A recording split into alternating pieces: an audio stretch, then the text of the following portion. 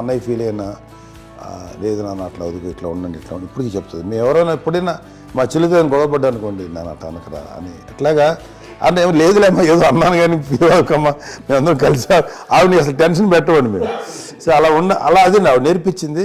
అలా కలిసి ఉండటం అనేటువంటి బాండేజ్ని ఆవిడ తన ఒక హగ్తో చెప్పింది. అన్నయ్య సినిమా చూడండి జాదూకి చెప్పి అంటారు, అది మా అమ్మ దగ్గరే ఉందండి. శంకరదాదాలో చెప్తాడు చూడండి. ఇప్పుడు మోడర్న్ వర్డ్స్లో చెప్పాలంటే మీ అందరికీ ఆవిడ ఒక వైఫై లాంటిది. Yes you can say that. Yes yes.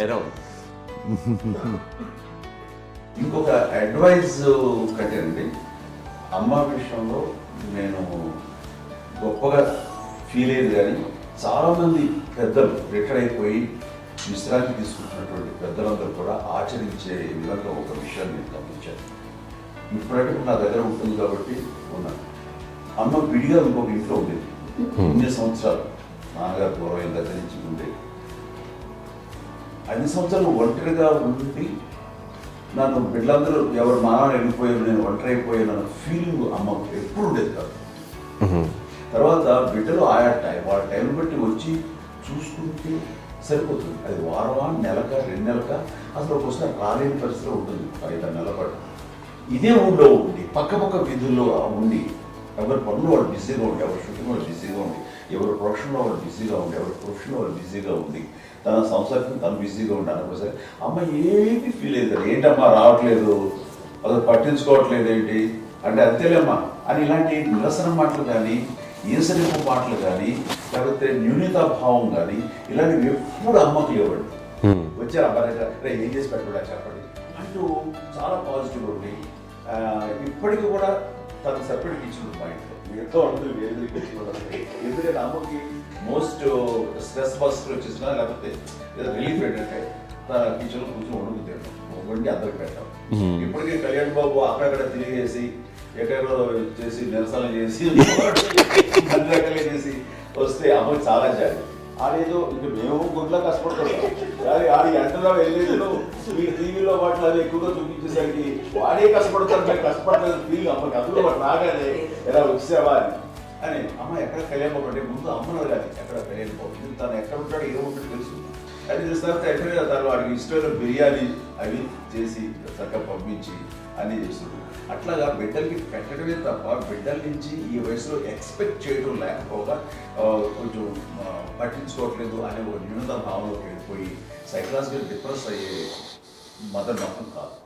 ఆ రకంగా మాకందరికీ భరోసా. మేము కూడా పెద్ద అయినా బిడ్డలు వాళ్ళ ప్రవృత్తి ఉద్యోగరీత్యాల వాళ్ళు వృత్తిరీత్యా వాళ్ళు దూరం అయిపోయి మనల్ని చాలా కమ్యూనికేషన్ గ్యాప్ వచ్చినా సరే బిడ్డలు నాకు దూరం అయిపోయి పట్టించుకోవట్లేదు. ఇలాగే చూసేవాళ్ళు వెళ్ళి ఎంత ఇదిగా వదిలేయేవాళ్ళు గురించి ఇప్పుడు ఏమైపోయాను అన్న ఇంత కొంచెం బాధపడలేదు వాళ్ళకి అంటూ నెగిటివ్ సైడ్ ఆలోచించే విధానం లేనే లేదు. అది మా అందరికి ఎంత కంఫర్టబుల్ అంటే అంత కదా. చూసుకోకపోతే మాధవ చూసుకుని మాధవ లేకపోతే నాగబాబు వెళ్తుంటాడు కడియడం వల్ల మా విజయం చూసుకుంటున్నది. సరే నాకు కళ్యాణ్ బాబు తను చూసుకుంటుంటాడు. ఇలా ఎవరో కూడా వెళ్తూ ఉంటాం. అమ్మ మాత్రం అది వెరీ గుడ్ హెల్దీ. నేను చాలా మంది తల్లిదండ్రులు చూశాను, వాళ్ళు చాలా ఇబ్బంది పడుతూ ఉంటారు. పట్టించుకోవట్లేదు మేము అర్థం చేసుకోగలము కానీ వాళ్ళు వస్తే బాగుంటుంది కదా అనేది ఉంటుంది. ఫీల్ అవుతారు. అలాంటి ఫీల్ ఏం లేదు. పైగా బిడ్డలు వస్తే వాళ్ళకి ఏం చేసి పెట్టాలా అనే ఆలోచన. అది వెరీ హెల్దీ. చాలా మంది ఆచరించాల్సిన గొప్ప విషయం అనుకుంటాను. చిన్నప్పుడు అన్ని ఆనందాలేనా, మర్చిపోలేని దుఃఖాలు కూడా ఏవైనా ఉన్నాయా? అమ్మ చెప్పాలంటే ఓపికకి గృహిణిగా తన బాధ్యతలు నిర్వర్తించడానికి అండ్ అన్ని రకాలుగా టేకింగ్ కేర్. దీనికి ఒక మంచి ఉదాహరణ నేను చెప్పగలను. అది తలుచుకున్నప్పుడు నాకు చాలా ఉద్యోగంగా ఉంటుంది, నాకు చాలా కంటితలు వచ్చేస్తుంది. అమ్మకి మేము 5 బిడ్డలు అండ్ పురిట్లోనూ 1 year పెరుగో 2.5 years పెరుగో 3 బిడ్డలు చనిపోయారు. నాకు గుర్తెరిగి పొన్నూరులో నేను 6th class చదువుతున్నాను, 6వ తరగతి. అప్పుడు రమణ అనే ఒక అమ్మాయికి 3 years. రమణ అంటే మా ముగ్గురు మా ముగ్గురికి కంటే పెద్దది, మా కంటే పెద్దది, కళ్యాణ్ బాబు కంటే పెద్దది, మాకంటే మధ్యలో పిల్ల. తనకి అప్పట్లో మా నాన్నగారు ఉద్యోగరీత్యా క్యాంపుకి వెళ్ళిపోతుండేవారు. ఏమి ఉంది నాన్న చెప్పాలంటే ఫుడ్లో కష్టపడేవారు ఇంకా నా చెప్పినట్టు నా ఊరు చెప్పినట్టు. కానీ ఇంటి బాధ్యత, ఇంటి పనులు, రోగాలు వచ్చిన రుచులు వచ్చిన హాస్పిటల్కి తీసుకెళ్ళాలన్నా ఏదైనా సరే అమ్మే పడేది. ఆ శ్రమ తీసుకున్న టైంలో అమ్మకి అసిస్టెంట్కి నేను సహాయపడుతుండేవాడు. అమ్మ నాకు ఫ్రెండ్స్ ఆడుకోవడం అది నిజంగా ఎప్పుడు నాకు గుర్తేది, నాకు తెలియదు. ఫ్రెండ్స్తో తిరగడం అది సేపు అమ్మ పట్ల ఉండేవాడు. అలాంటి నేను ఆ పిల్లకి బ్రెయిన్ ఫ్యూర్ వచ్చింది. ప్రభుత్వ ఆసుపత్రి పొన్నూరులో ఆ పిల్లని చేర్పించినప్పుడు 2-3 days అయిన తర్వాత ఒక బ్యాడ్ న్యూస్ వినాల్సి వచ్చింది. తెల్లారికి కాన్షియస్ పోయింది. ఏం చేయాలో తెలియదు. అమ్మ వయసు చిన్నది. ఇద్దరు తీసుకుని ఆ బిడ్డల్ని ఒళ్ళో పెట్టుకుని శవాన్ని, డెడ్ బాడీని రిక్షాలో ఇంటికి వెళ్ళడం ఇప్పటికీ నాకు గుర్తు ఆ విజువల్స్. అని నాన్నకి తెలియదు ఏ విషయం. నాన్న ఎప్పుడు వస్తారో తెలియదు, ఎలా కమ్యూనికేట్ చేయాలో తెలియదు. అది తీసుకుని వెళ్ళిన తర్వాత ఇంట్లో గొడవ పెడుతుంటే ఏం చేయలేదు. చుట్టుపక్కల ముస్లిం సోదరులు ఉండేవాళ్ళు, ఫ్యామిలీస్. అంటే మసీదు, పొన్నూరు మసీదు పక్కనే మా ఇంట్లో ఆనుకుంది. ఆ ఇంట్లో అందరూ వచ్చి చూసేవాళ్ళు, వాళ్ళే హెల్ప్ చేసేవాళ్ళు. ఏం చేయాలో తెలియదు. నెక్స్ట్ రిచువల్స్ ఎలా చేయాలో, కంపకం ఎలా చేయాలో తెలియదు. అందరూ చిన్నపిల్లలే. తను చిన్నది, మిగతా అందరూ పరిసరులే. సో అలాంటి పరిస్థితుల్లో కమ్యూనిటీ వచ్చి చుట్టుపక్కల వాళ్ళు మీరు వచ్చి చేయాల్సిన కార్యక్రమాలు చేస్తారు. ఆ సమయం నాకు ఎక్కడో కమ్యూనికేట్ చేసి డిపార్ట్మెంట్ ద్వారా నాన్న వచ్చేసరికి అన్నీ అయిపోయింది. ఇప్పటికీ నాకు ఎందుకంటే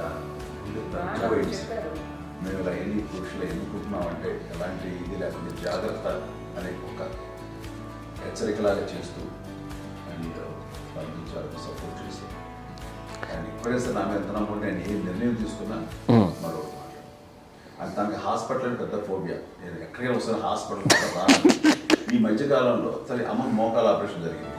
అమ్మను కొంత బాధపడుతున్నావు, అసలు ఈ రోజున వచ్చిన మెడికల్ అడ్వాన్స్మెంట్లో నీకు అసలు ఏ బాధ తెలియకుండా మోకాల ఆపరేషన్ రీప్లేస్ చేస్తారు అని వీళ్ళందరూ చెప్పాలని భయపడతాను. ఎందుకంటే ఫస్ట్ ఎలా నాకు సపరేట్ అవుతాను, ఎలా చెప్పాలి తెలియదు. ఒక్క వీళ్ళంతా కలిపి నీ మాట వింటుంది, ఎవరి మాట మీద నువ్వు చెప్తే వింటుంది. సరే నేను చెప్పాను అంతే. ఏదో నాలుగు పావు ముందు చెప్తే ఎలా ఉన్నారా, సరే ఇష్టం రా లేదులే మా ఊరికి పర్లేదు అన్న. మళ్ళీ ఇంటికి వచ్చాక మళ్ళీ ఇంకొక తెప్పించి, ఇంకో మిషన్ తెప్పించి మళ్ళీ టెస్ట్ చేయించి అందరూ బాగుంది, ఏమీ లేదు అన్న తర్వాత అప్పుడు పుస్తకంతో పడ్డాడు. ఏదో ఉంది మా అమ్మకి టెస్ట్ చేయించాలని చెప్పి శ్రద్ధ ఎక్కువ. మీ పిల్లలకి సంగీతం, డాన్స్ నేర్పించారని విన్నాం, అది నిజమేనా? దానికేమో డాన్స్ నేర్పించడం అది నేర్చుకోలేదు, నాకు వచ్చేసి ఇప్పుడు డాన్స్ స్టార్ ఎదిగారంటే అది మా పెద్ద చెల్లి విజయం కారణం. అప్పుడు తనకి 5 ఏళ్ళు, నాకు 9 ఏళ్ళు ఉంటాయి, తెలియదు 10-11 ఏళ్ళు ఉంటాయి నాకు. బాపట్లనా, సో బాపట్ల చాలా చిన్నది, 5 ఏళ్ళు. నాకు ఒక 11-12 ఏళ్ళు. తను తీసుకొని గోడ మీద పెట్టుకోవడం అలా కూర్చొని చూస్తుండేవాడు. కూర్చుంటే అది నేర్చుకుంటుంది. నేను మానసికంగా నేర్చేసుకున్నామండి. ఇప్పటికీ ఆ స్టెప్స్ ఏమిటి వేస్తాను అంతకైంది.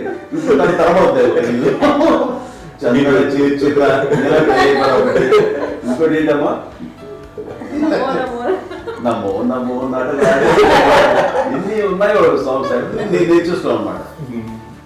5 పిల్లల్లో ఎవరెక్కువ పని చేసేవాళ్ళు, ఎవరు తక్కువ పని చేసేవాళ్ళు? ఏ పని చేయనండి, చేసేవాడు కదా అని అన్నయ్య చేసేవాడు. అన్ని పనులు అన్నయ్య చేసేవాడు. ఇక మా చిన్న చెల్లి, పెద్ద చెల్లి ఎక్కువ చేసేది.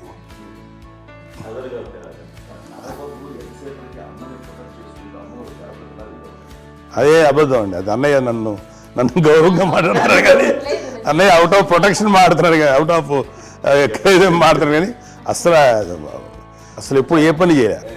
లేదు ప్రామిస్ అండి, ఏ పని చేసేవాడు కాదు. మా ఇద్దరికి మధ్యలో పాపం అన్నయ్య చాలా పని చేసేవాడు.